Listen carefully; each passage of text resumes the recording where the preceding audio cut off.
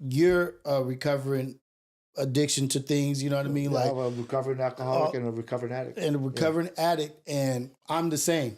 I'm a recovering alcoholic. I didn't go the same routes that you went. It didn't go. It didn't go. Whatever works. It, you know what I mean? It didn't go as far. But I want to say why I think it didn't go as far is because of what you went through, and what me and Star being exposed to. And when I put you guys through, What you no. I put you guys through hell. Yeah.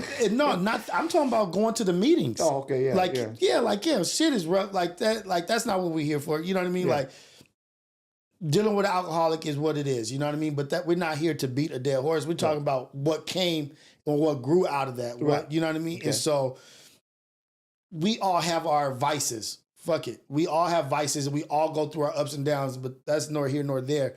But me being exposed to the AA, the meetings, the Alcoholics Anonymous, and me and Star sitting through meetings. Like, dude, we was in there. You guys came to the house. We came to the houses, halfway houses. Yeah. Like, you know what I mean? Like, and meeting people and hearing their stories and this and that.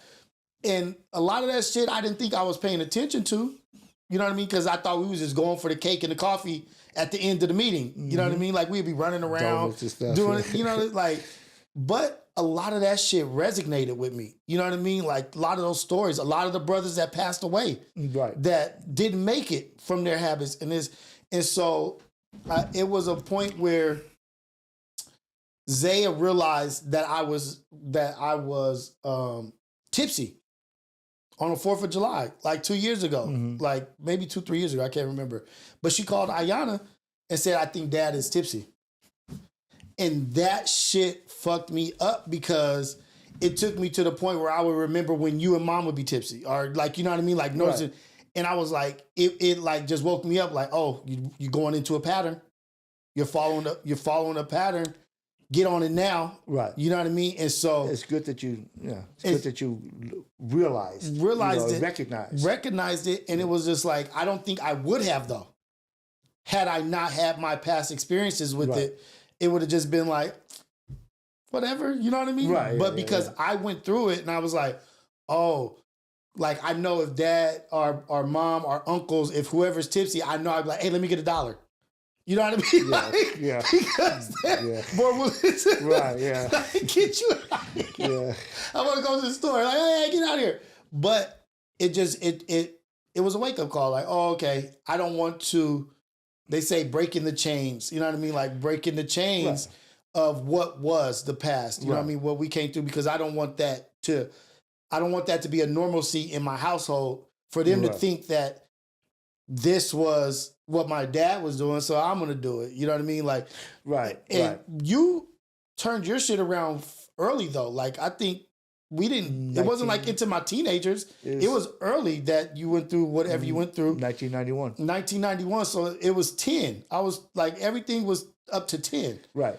And so, even though at 10 years old, you're still very much aware. You still, and those are formative years. Those that 6, 7, 8, 9, 10. Those are formative years. You know, so they're important years. You know, by the time you're a teenager, I mean, you've kind of developed who or what you are. You know, and then you just kind of get new experiences, and it exemplifies what you already are. You know, so it's good that it was, you know, that I did it that time, but there was a lot of, you know, reflection on my part, you know, and fear.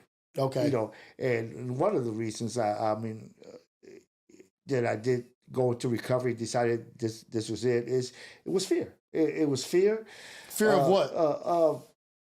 Of my family. You know, it's just losing your family, losing my family, hurting my family. You know, disappointing my family. You know, it's nothing like looking at your family and then you know, seeing. The eyes and and it's just like, no, I'm not doing this no more. No. And I took a drastic. I took myself to the hospital. You know, and said, I gotta change. I gotta change. This is either this or I die, go to jail, or I'm going to lose everything. Yeah, exactly. I'm going to lose everything, lose my family. Yeah. And that is I remember, this is like I don't know if I remember it wrong or what, but I remember at the rec playing baseball or one of the football teams or whatever, and we went to the Dodger game. And on the bus, on the way back, I think you got arrested, or they pulled you off the bus. And I ended up going home back. I don't know if all that had started after that, if that was like the final straw, where you was like, yeah, you really want to hear the story? What the final straw was? It had to do with the Long Beach Sprinters. Oh, okay. The track meet. Yeah. The coaches had to go somewhere, and they left me all the equipment and all the stuff that for the track meet that weekend at Long Beach State. Oh, okay. And I didn't show up. Oh shit. Oh, I don't remember that like at all. I don't. Yeah, I didn't show up. Damn. And I had all the stuff, and I knew the next day. Oh man, like the batons and everything. Like everything. The sheets and all everything. Anyway, and then the next day I took it. I took all that stuff to somebody who was on the team, and I left it at their house. You know, and I think it was right after that Monday or the next day or whatever, when I finally decided, this is enough. Straightened up enough to go get myself right, get checked in. And did it in 91. It was April of 91, and went to recovery. And then recovery there's no guarantee with recovery. When you go into recovery, the failure rate is more than 50%. Yeah, because you fall off. What's it called? The relapse. Relapse. So, fall off the wagon. Right. Yeah. And I still remember because I don't know if you remember my sponsor, Randy. Yeah. Randy. Okay. So I think Randy was over around here. I ended up I took him on as a sponsor. So in 9 months in, I relapsed. 9 months in, or almost a year, and I slept on his couch. I slept on his couch for a week. Yeah. It's just, and then and from that point on, and that became April 29th. April 29th. That was April 29th when I finally, was got back clean and sober. Okay. Okay. And then and from that point on, April 29th of 92. Okay. It was, I haven't had a drink or nothing. Nothing. And I remember the word, that's how I learned the word relapse. Right. And the thing is, like, what I appreciate about it, Dad, is that you were going through shit. You were going through whatever you were going through. I was going through whatever I was going through and you didn't necessarily share what you were going through, but you didn't hide the apology. I'm sorry. Or right. Dad messed up. That like you kept us in the loop with that shit. You know what I mean? Like it wasn't like that, it's just Daddy's going to magic place and this is like making up some fairy tale shit. No, it was always like Dad fucked up. I'm trying to get my shit back together. I promise that won't happen again. But it made us realize, I realized what relapse was, like what falling off in the chips, and then the 8 months, and then the 6 months. I remember being proud of the chips, right? And then having to go back to the beginning of the chips, right? You know what I mean? Like I did one time. Relapse one time. But to me, I feel like that shit saved me in my later life, because right now people always ask me, like they always say, how did you get over the drinking? How did you get over the drugs? How did you get over this? And I always have I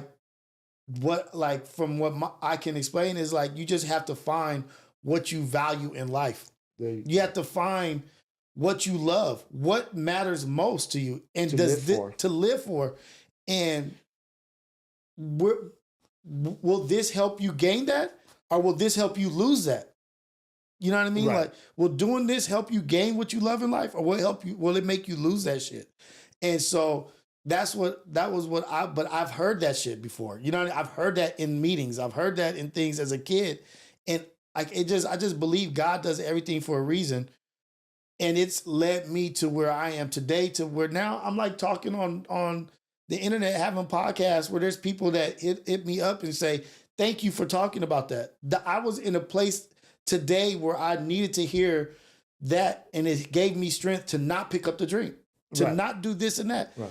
And it's like, damn, me and my dad kind of went through the similar stuff in life. You know what I mean? And I gained strength from your experience. You know what I mean? Yeah. Even though we experienced that together, I experienced as a child. Right. And people can look at it and be like, oh, well, that was fucked up and no kid should have to go through that or whatever. But guess what? A kid did go through that, and a kid made the most of it. And that was with the dad who knew he was messed up, but still was recovering and still loving his children. You were never not there. You know what I mean? Like, you were in a halfway house and still going to track meets, still taking us to practice. Mm-hmm. We might not have been living with each other, but I knew my dad to always be there. Right. Yeah, that was important to me. You know, it's always been important to me, you know, that part of it, you know. And it's just a matter of staying connected, you know, and it's a responsibility. It's a responsibility. You know, I mean, I've always taken that part serious, you know, and then I know drug addiction and alcoholism, it really is a disease. Yeah. And it has to be, and it, like they say, it never goes away. You're once an alcoholic, you're always an alcoholic, but you're in recovery. As long as you're in recovery, that disease stays in its place. As long as you're practicing your recovery, that disease stays in its place. Right. You know, and the minute you let your guard down or you forget, you know, oh, I'm okay now, or I can do this now, or I can, oh yeah, I think I can have one. You know, once you start letting that creep into your head and saying, oh yeah, I think I can handle just one. I'm good. I'm all good now. Yeah. You know, I to this day, I don't have any kind of desires to do anything like that or any thoughts of it, but it's always a fear, you know. Yeah. I still, if I ever did, I've had nightmares of where I did it. Yeah. And I woke up like, oh shit. Yeah. If I ever did, you know, it's just it's an apocalypse for me. Yeah. For me, it's an apocalypse. Okay. Everything will blow up. Everything will fall apart immediately. Okay. And so that's my thing. That's my driver right there. That everything will just go away. Yeah. You know, everything that you built will crumble. Everything I love will crumble. And but you've kept that in reference. You've kept that in picture and image. Like, this is what I will always look to. Mm-hmm. When I feel artist, like, nope. Yep. There's not even a question. It's not even close of what if I would ever try to sacrifice this shit. Yeah. That's, life is such a trip. You know what I mean? Like, I be thinking about shit. And I used to me, I was a great kid. I was a good kid. You know what I mean? Yeah. Well, before I go to that, I want to tell you that I forgive you. If you think that I'm mad at you about anything or that there's anything that I hold on to, I don't. I forgive you for absolutely everything. I love you, more than you know. And none of that shit holds weight in what we have here today, what we're building in the future with your grandkids, with my wife, with my brothers and sisters. We're in a good place. I'm not mad at you for anything. I love you and I forgive you for absolutely everything. There's no reason to apologize for anything, but I want you to know, just so you know, I forgive all that bullshit. Like, whatever you think is in your head that you hold in the back of your head that you think is there, it's not. I love you and I forgive you. Don't trip off that.